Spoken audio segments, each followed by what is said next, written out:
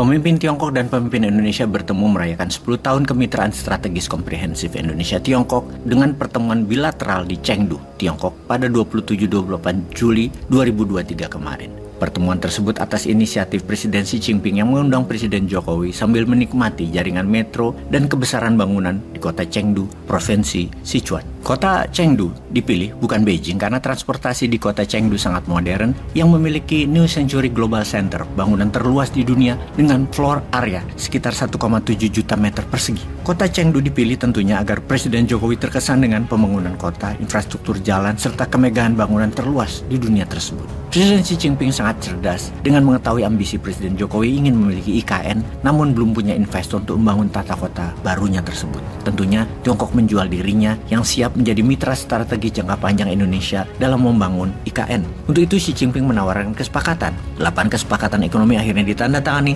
tanpa kehadiran Menteri Urusan Ekonomi terkait, yaitu minus kehadiran para Menteri Koordinator Kebijakan Ekonomi, Menteri Keuangan, dan Bappenas. Kesepakatan yang cukup komprehensif itu tetap ditandatangani. Di antara nota kesepakatannya adalah satu protokol tentang persyaratan pemeriksaan dan karantina untuk ekspor serbuk konjak atau porang dari Indonesia ke Tiongkok. 2 protokol tentang persyaratan fitosanitari untuk ekspor tabasir dari Indonesia ke Tiongkok. 3 rencana aksi kerjasama bidang kesehatan. 4 pusat penelitian dan pengembangan bersama budidaya laut. 5 kerjasama perencanaan berbagai pengetahuan dan pengalaman terkait pemindahan ibu kota baru Indonesia. 6 peningkatan kerjasama Indonesia-Tiongkok, 2 countries, twin parks. 7 kesepakatan ekonomi dan teknis. Dan terakhir 8 pendidikan bahasa Mandarin. Dengan kesepakatan ini, kita sebagai rakyat jelata sangat penting untuk lebih mencermati, menyelidiki hubungan Indonesia dengan Tiongkok tersebut dan mempelajari isi kesepakatan yang 8 tersebut. Entah sudah dipelajari oleh para menteri terkait atau belum, kita asumsinya adalah sudah. Gitu aja, biar kita selalu berprasangka baik. Apa manfaat nyata dari kerjasama kali ini? Karena Indonesia seharusnya tidak boleh mengorbankan kepentingan nasional hanya untuk memenuhi ambisi Tiongkok untuk jadi raja dunia. Namun, kita tidak memastikan kesepakatan bilateral tersebut memberikan keuntungan yang jelas bagi Indonesia. Misalnya, publik telah melihat kepentingan ekonomi Tiongkok selama ini dengan Indonesia dalam 10 tahun terakhir yang mendominasi misalnya hilirisasi nikel telah merugikan Indonesia karena tenaga kerja yang digunakan saja mayoritas bukan putra bangsa Indonesia. 8 kesepakatan ekonomi Xi Jinping dan Jokowi yang baru tersebut jangan lagi melahirkan banyak persoalan ekonomi dan persoalan sosial seperti utang baru yang dicontohkan dengan kereta api cepat Jakarta-Bandung, juga penolakan tenaga kerja pribumi di smelter hilirisasi nikel Tiongkok di Sulawesi dan Maluku.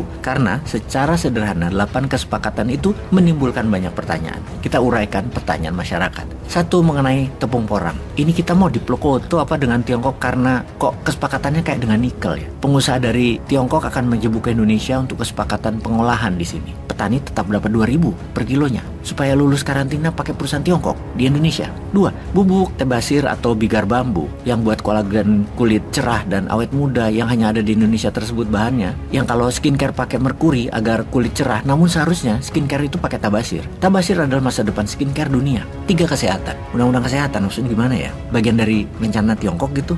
4, riset dan pengembangan industri plant breeding dan budidaya laut. Kita ini raja laut. Kita dapat apa dari kesepakatan ini? 5, IKN. Pertanyaannya, arahnya kemana sih IKN? Bikin ibu kota kok melibatkan asing. Jadi gimana sih maksudnya? Kayak bikin properti aja gitu ya. Ini ibu kota loh. 6, twin park. Ini 2 country twin park maksudnya gimana? Kayak one country itu sistem Taiwan Tiongkok yang sebentar lagi jadi 1 country 1 sistem komunis gitu ya. Atau gimana sih maksudnya twin park itu? 7, ekonomi itu kerjasamanya bagaimana? Kita bergantung ekonomi dengan Tiongkok atau gimana gitu ya? 8, bahasa Mandarin. Ini pertanyaan bingung nih. Biarkan alami saja antar warga belajar bahasa Mandarin. Jangan pemerintah negara lain mengharuskan bisa bahasa Mandarin. Ini merupakan tusukan serangan cultural warfare semestinya. Bener deh, sebaiknya tepung porang dan bubuk tabasir yang untuk kolagen kecantikan itu tidak usah keluar dari Indonesia. Ratusan juta penduduk Indonesia tuh kulitnya tidak kinclong kan? Ya biarlah tabasir di Indonesia, biar kita pada kinclong. Juga kita butuh perbaikan gizi dari tepung konjak atau porang. Jual sewajarnya untuk bangsa sendiri. Kalau negara lain butuh,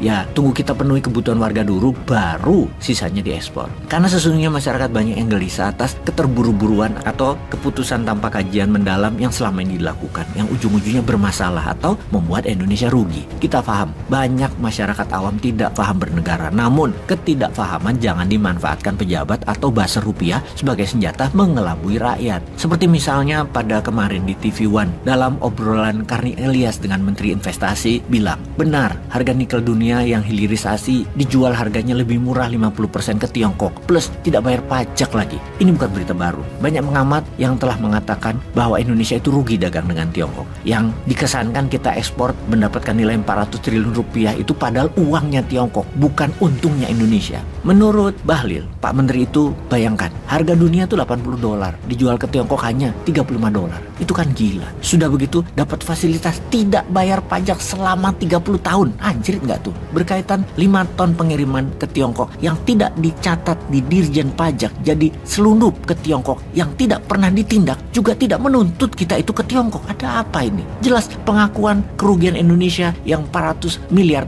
atau 6.000 triliun rupiah adalah benar adanya dengan penjelasan si Bahlil ini. Sudah dirampok 6.000 triliun rupiah dari nikel, masa produk lain kita kasih lagi ke Tiongkok? Jadi tolong jelaskan manfaat 8 kesepakatan itu apa ya? Peace.